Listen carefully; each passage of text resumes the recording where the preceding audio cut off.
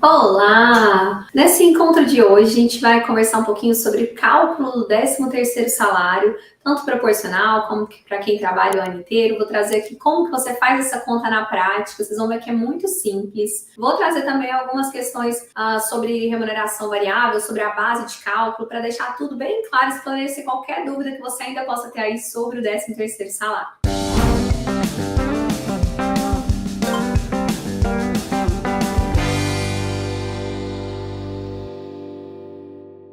Aqui um material para você poder acompanhar o que eu vou estar explicando aqui e poder entender como essa conta é feita. Então, primeiro, gente, como que a gente calcula esse 13º salário? O cálculo é o salário da pessoa dividido por 12 meses e aí você vai ter o valor de cada avo do 13º. É o valor para cada mês que a pessoa tiver trabalhado. Desse valor de cada avo, você vai fazer vezes a quantidade de meses que a pessoa trabalhou. Meses ou fração de 15 dias ou mais de trabalho dentro do mesmo mês. E na prática, como que é feita essa conta então? Vou trazer para vocês também na prática um exemplo para vocês poderem entender. Mas antes disso, aqui eu estou falando que a gente vai pegar o salário, dividir por 12 para achar cada avo e o valor de cada avo a gente vai fazer vezes a quantidade de meses trabalhados dentro do ano, do respectivo ano para apurar o 13º. Mas qual que vai ser a base de cálculo desse salário? Porque isso aqui gera uma dúvida. Quando que gera dúvida? Quando a pessoa, às vezes, teve alguma alteração salarial ao longo do ano. Então, por exemplo, a pessoa vai fazer a rescisão dela, a gente vai fazer a rescisão do funcionário em outubro. Esse funcionário ganhava R$ 1.212 no início do ano e teve um aumento desse salário desse funcionário e em outubro ele estava ganhando R$ 1.500. E aí, qual que é a base de cálculo para eu fazer? Eu vou pegar a média salarial desses meses todos ou eu vou pegar a última remuneração? Às vezes ele teve um reajuste no mês de outubro, antes de sair da empresa, antes de pedir demissão. Qual vai ser a base utilizada? Quando a gente está falando de aumento salarial, gente, e o salário é fixo, quando estamos falando de salário fixo de funcionário, a base de cálculo é a remuneração do último mês. Então, se ele teve um aumento agora, esse aumento vai ser considerado para o cálculo do 13º. O valor que ele tiver recebido vai ser a base de cálculo para esse 13º salário. Você vai pegar essa última remuneração, dividir por 12 e vai ser o valor de cada avo do 13º. Agora, quando eu tenho uma remuneração variável, o cálculo é diferente. Quando que eu tenho remuneração variável? Quando o funcionário, por exemplo, trabalha só por produção, quando o funcionário trabalha só recebendo comissão, ou ele recebe salário mais comissão. Então, o que acontece? Vamos supor, tem um mês que o funcionário recebeu, no último mês, ele recebeu R$ 1.500, mas há 2 meses atrás ele recebeu R$ 3.000. Porque ele vendeu mais, porque foi um mês melhor. Qual que é a base de cálculo desse 13º desse funcionário? Quando a remuneração é variável, você vai pegar todas as remunerações daquele ano de trabalho anterior.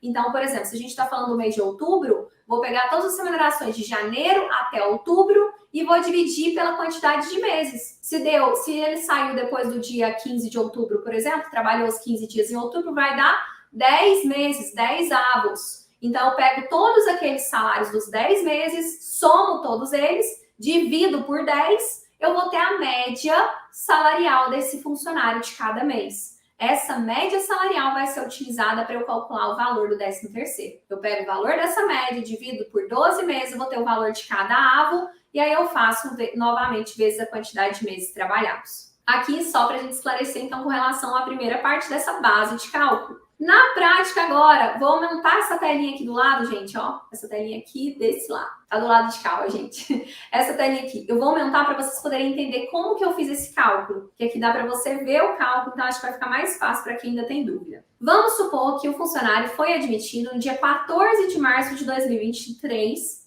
desculpa, esse ano. E que a demissão foi com aviso trabalhado até o dia 13 de outubro de 2022. Estou dando esse exemplo. E que o salário do funcionário era R$ 1.212.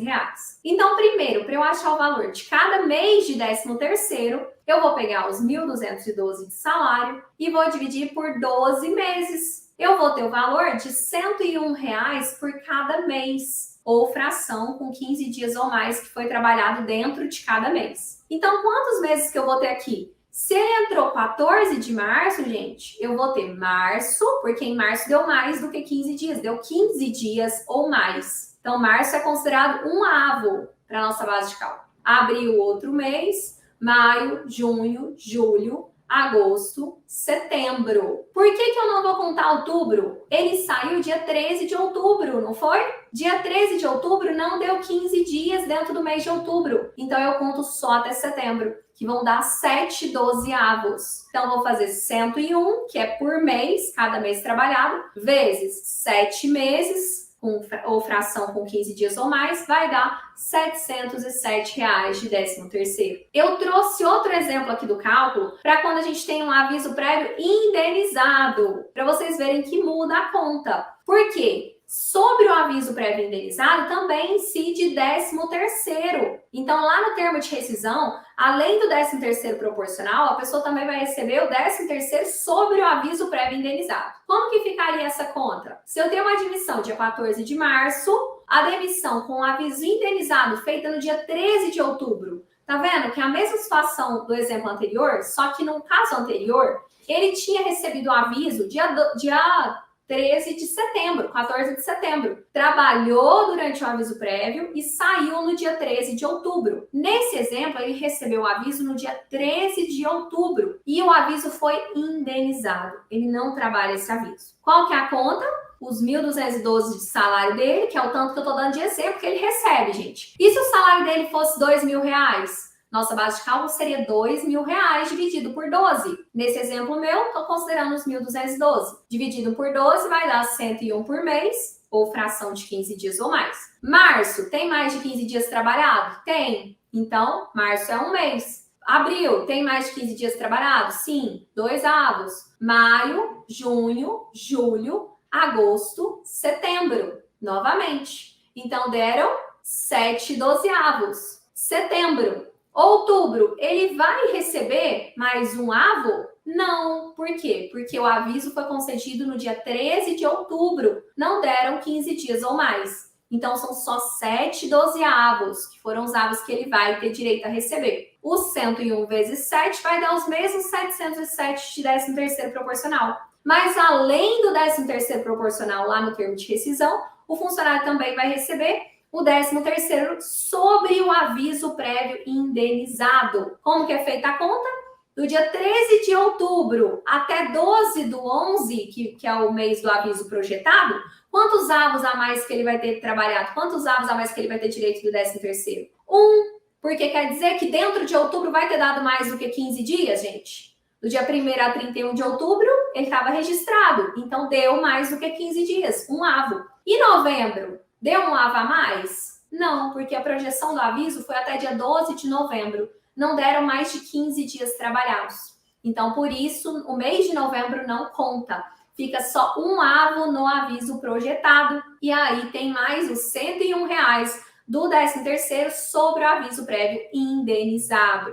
Então, essa pessoa aqui vai receber os 707 do 13º proporcional e mais R$ 101 do 13º sobre o aviso prévio indenizado, que tem essa projeção desse aviso. E quando que o funcionário tem direito a 13º? Ele tem direito a um avo de 13º, uma parcela de 1 dozeavos, gente. A gente vai sempre pegar o salário e dividir por 12. Para isso é o que a gente chama de um avo. Por quê? O 13º, você tem direito a ele no final do ano. Para cada ano completo de trabalho, chega no final do ano, você vai receber o 13º salário, que é um salário a mais de serviço, por aqueles 12 meses que você trabalhou. Quando o funcionário sai antes dos 12 meses, ele recebe o 13º proporcional. Então, ao invés de receber um 13º salário completo, ele vai receber proporcionalmente a quantidade de meses que ele trabalhou no ano. Para cada 15 dias completos ou mais que ele tiver trabalhado dentro do mesmo mês, ele vai receber um avo de 13º a mais. E esse funcionário vai ter direito a 13º